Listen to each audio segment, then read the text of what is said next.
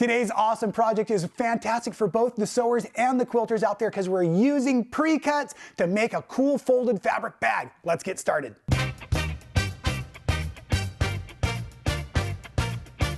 That's right, I'm using a 2.5-inch pre-cut strip. This is from Riley Blake, super cute fabrics called Road Trip. I absolutely love it. And as I unpacked that 2.5-inch strip roll, I basically just broke it into color families. And you can see by my bag sample here, I've used the red for the handle. You'll need 4 strips for that. I've used the trim piece as red. You'll need 2 of those. And then I've used it for some of the side trim as well. For the rest of the body, I just used the blue and the green and the cream, and we are, like I said, gonna fold these and stitch them together to make the body, which is really fantastic for bags because it's really heavy and thick. I won't say it's comparable to upholstery fabric, but I'll say it's pretty darn close.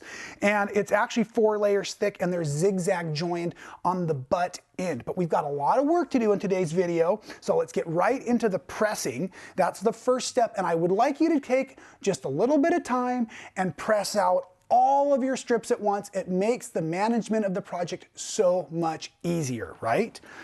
So for the pressing, we're gonna start with our fabric face down on our ironing surface, and then I'm just gonna basically make myself a center line, and I'm doing that by coming up here, and I'm setting my iron, and I'm just kind of using my thumb and my finger to just look at this edge right here to make sure they're lining up nice.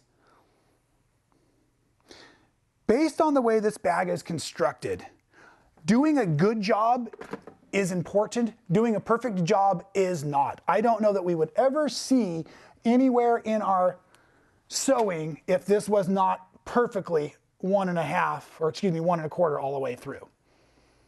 So what we're gonna do is we're gonna just finish pressing from one end to the next, setting that center, okay? And now that center is simply a guideline. And I do have some nice steam in my iron right now because it helps everything set. Now I'm gonna open this back up. I also learned when I'm working, a lot of times I'm working this way versus at you in the camera. So the next thing I'm gonna do is I'm gonna bring the top down to the center line. That way I'm not ironing over it later and causing a problem versus starting with the bottom. So now I'm just folding that top down. And what I found with my iron, especially this wonderful cordless, is I could do the center seam and I could do one entire top seam without returning to my base, except for I need both hands. And then I'd let it heat up really good, because after I finish this, guess what I'm gonna do? That's right, I'm gonna fold the other edge, this edge right here, back up to the center mark. So we're giving no raw edges when we're done with our strips. Okay, so that's gonna then basically come down here. Then the final trick, of course, I want you to let your irons heat up a little bit longer, but I've got one done that I'm gonna be able to show you. I came in here and started to set it. Let that get really nice. Oh, that steam is wonderful. That's right. Okay, and then once that's set, then I want you to fold it over for the last.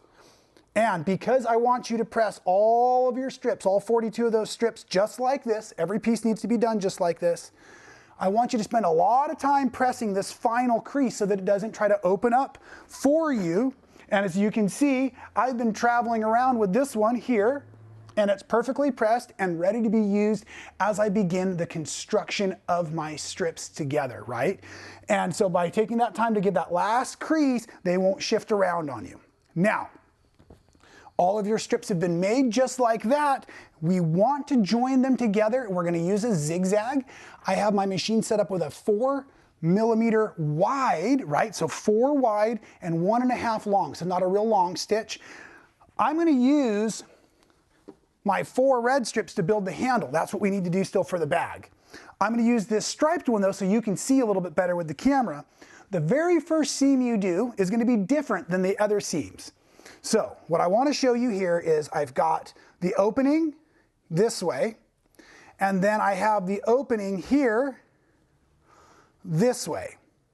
These are gonna lay right next to each other. They're not gonna go on top of each other. This is a butt edge seam, so they're sitting right next to each other. And now I'm just gonna zigzag across using the opening in my presser foot right on top of that seam. So it's gonna be traveling down just like that, and I'm gonna be able to zigzag across those two pieces. Now the reason I do it that way on just my first seam is that means that after I'm done, I will no longer have any raw edges, and I can actually add strips to either side. As we get ready to join these two strips together, I'm just going to remind you that you have your opening here, and you also have your opening here. That way, when we sew these together, so we have no more raw edges at all.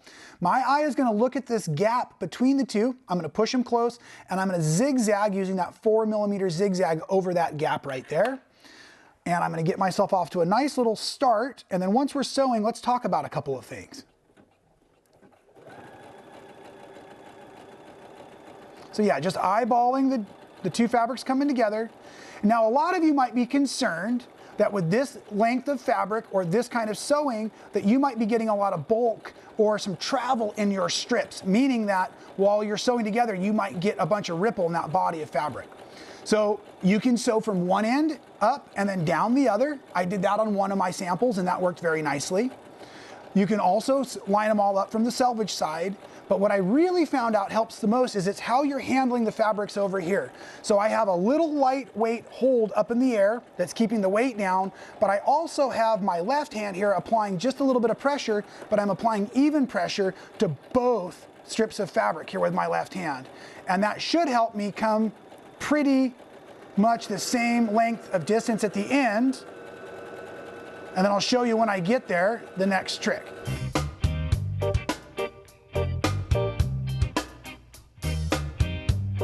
Okay, so we're almost to the end here, and I've kept even pressure.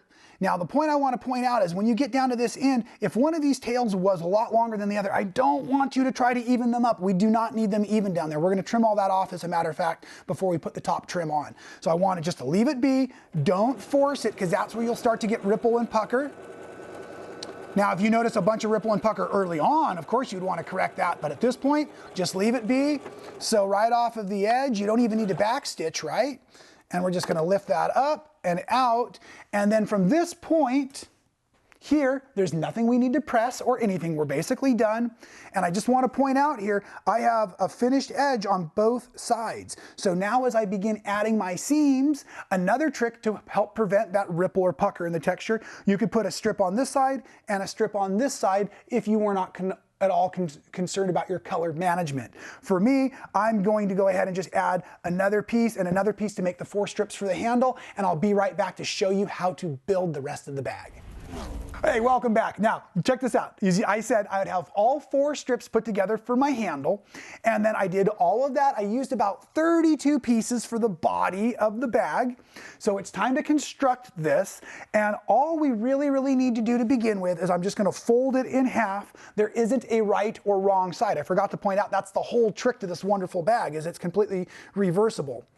What I'm looking at right now when I come in is I want to make sure that I'm going to make to the top here, and I'm going to just eventually trim all of this off. So I'm just making sure that all of my excess is at least evened up there. I'm really looking at this line here. And now what I'm going to try to do is I'm going to bring this to the machine, and I'm going to start at the bottom corner. I'm going to work my way up. And I'm going to set this project, and so that I am zigging, excuse me, move my foot there, so that I'm going to be putting the needle down in the bag on both pieces, and then I'm going to be doing the other side of the zigzag, the other leg of the zigzag on the outside of the bag, so that it basically helps it flatten down a little bit. If you have a top stitch finishing foot, that might be a good choice to use right now. Or a blind hemming foot is also another nice choice if you have something like that. But this works just fine this way if you don't have those specialty feet. And we're going to do the same to both sides of the bag, and this builds it all out, and I'll be right back.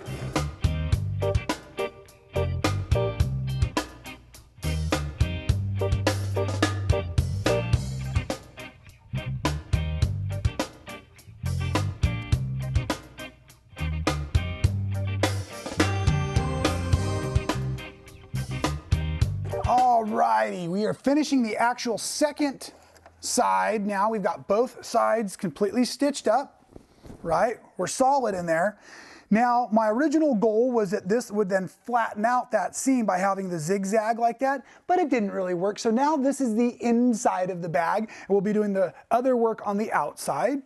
So next thing we want to do while this is fresh out of the machine, I'm just flattening it down nice.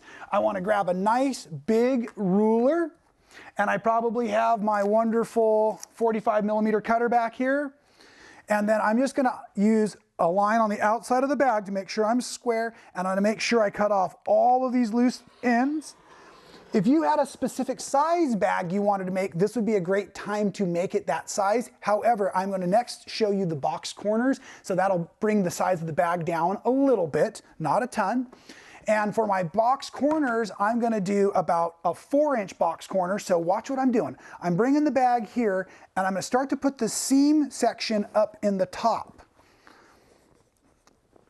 And then I'm folding this corner so that it starts to make a peak. And I'm not sure if you can see this in the camera or not, but this is that seam allowance we just created. And then one of the things I like to do, I really like these wonderful littler rulers. They've got a 45-degree marker on here. So with this 45-degree mark running this way, we need to go 4 inches. So 1, 2, 3, whoops, there we go, 4 inches. This is going to make a very large box corner there, and I'm going to draw a line with my Sharpie marker. Remember, make sure you're working on what will be inside of your bag now. So I'm going to draw this line with my Sharpie all the way across there. And then before I do anything else, I'm just going to walk right back to my sewing machine. Now, you're in a zigzag, so I want you to go ahead and take a moment and go back to your regular straight stitch. Standard operating procedure there.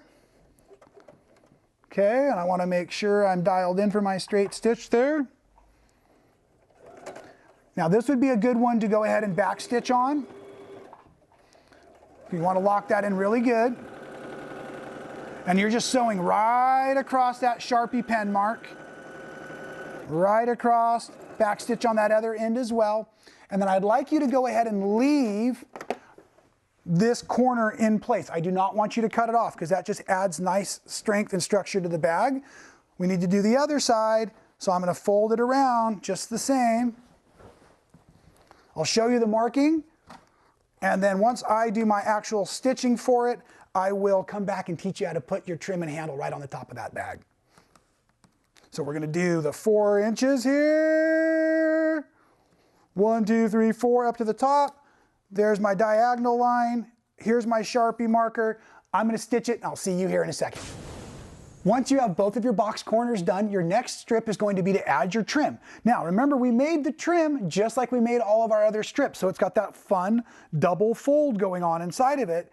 And now with that trim, all we have to do is we're going to go around the upper edge of our bag. So what I like is I like to start by, let me see, the easiest way to teach you this. If you look very closely, I have selvages on both ends of the trim, but you can only see one. That white one we don't want to use.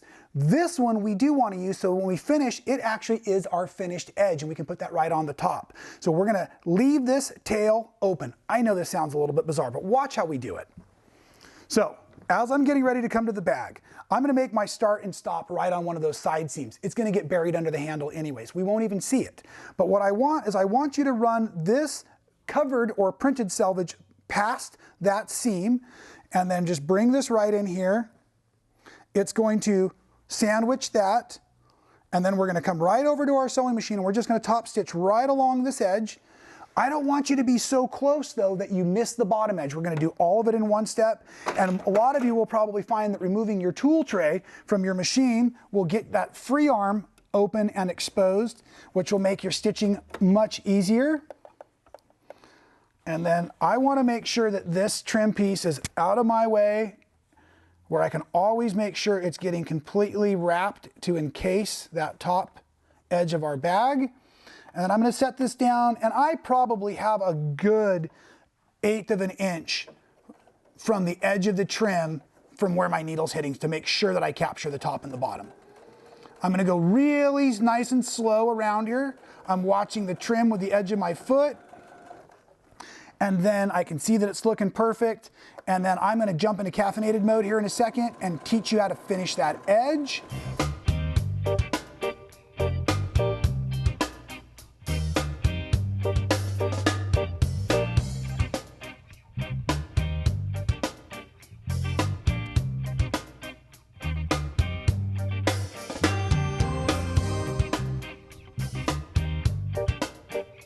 Okay, now we are almost back around, and hopefully you're sewing much slower than I am. And you can see here that this is the tail piece that I want to make sure I capture. So I'm going to take this fabric right here, and I'm going to cut a raw edge about 1/2 inch, and then I'm going to make sure that goes down first, just like this, and then that selvage edge comes over the top of it to capture it and have basically no loose fraying edges, raw threads, or anything. Now I've got a good pinch on it so nothing moves. And here we go to finish. At this point you might want to have a little stiletto or something handy. One of the tricks is pushing that tip up in there far enough that it catches it without puckering. Oh, that's beautiful. I love that finish. And that's just going to come right around there. Let's do a couple back stitches to hold it because we don't want it to ever get away from us.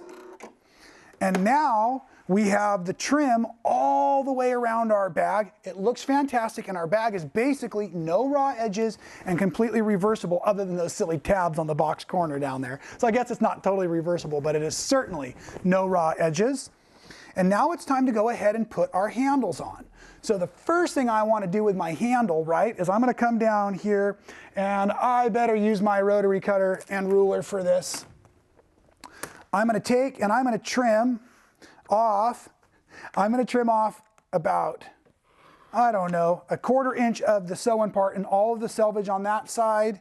And I'm going to do the same over here on this end to tidy it up.